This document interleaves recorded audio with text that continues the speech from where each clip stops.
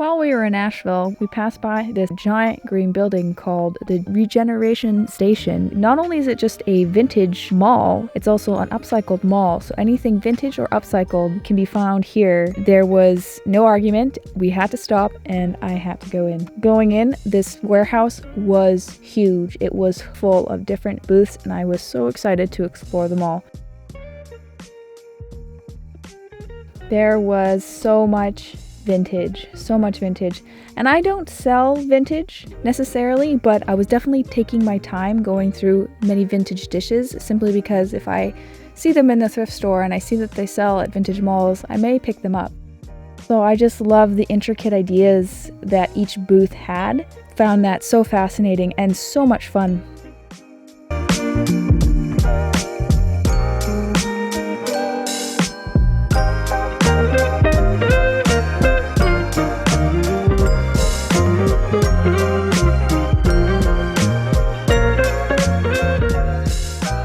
I was really trying to find the more upcycle-y items because that intrigues me a little bit more than vintage. So anytime I saw something, I would get up close and take a really good look at, seeing if something I could make or could make a potential profit off of.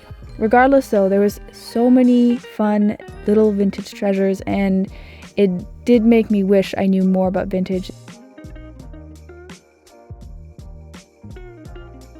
There's these cute denim stationery holders. Not that I think I would ever make them, but it could be a cute idea. It is a cute idea. Believe it or not, these are the first mugs I see. I've seen maybe 25 to 30 booths at this point, and I've seen a lot of cups, but no mugs. Again, these mugs are too much to resell, in my opinion, but again, it's good to look at.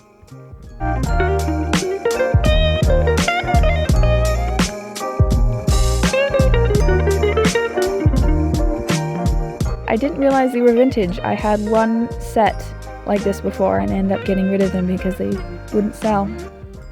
Then I see this little unicorn statue and had to see how much it was, but I end up just leaving it. Again, no mugs, so it's really hard for me to get into anything. Now this booth had to be my favorite booth, only because I feel it was the only booth in the entire store that really took the upcycling thing to the next level. Everyone else seemed to have vintage, but this guy went full upcycle. Like, look, a boot made into a lamp. Mr. and Mrs. Potato Head also converted into lamps. I think that's so cute. I don't even know what that is, but it's just the fact that they tried repurposing stuff. And look at that. It's a stool. I had so much fun in this store. And then right across the way, there was this guy. Whatever these are. I'm sure there's someone out there that these are for. They definitely gave me a laugh. Now, if you look in the sign in the corner, it says the Golden Masterpiece. I was so tempted to buy it just because of that, but I also knew I could probably make it for $10. Of course, there was vintage clothing. I don't sell clothing, so I never really got into it, but they did have this neat little shelf with some fun globes. This was another neat idea if you have like an industrial styled house. And I found my flamingo of the day, a papier-mâché flamingo. There was two sections to this warehouse. Moving on, I found that there was a good portion of booths that were more kitschy, you know, like really modern day stuff, not really vintage, and I was wondering if that was, I guess it's allowed because obviously there's booths, but I also found them to be quite boring. And then I saw this clever thing, SpongeBob's pineapple. Go SpongeBob, go SpongeBob.